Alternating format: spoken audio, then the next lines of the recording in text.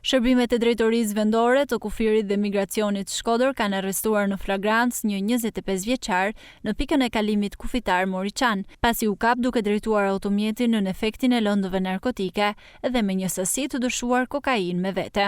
Sipas njoftimit zyrtar, arrestimi u bë në kuadër të kontrolleve të shtuara për parandalimin dhe goditjen e krimeve kufitare në bashkëpunim me sektorin për hetimin e narkotikëve të drejtorisë vendore të policisë Shkodër. Në dalje të Republikës së Shqipërisë, shërbimet e policisë kufitare ndaluan për kontroll automjetin që drejtonte shtetasi GB 25 vjeç, banues në Tiranë. Gjatë verifikimeve, uniformat blu dyshuan se i riu ishte në efektin e lëndëve narkotike, ndërsa gjatë kontrollit fizik ju gjet një sasi lënde e dyshuar narkotike e llojit kokainë.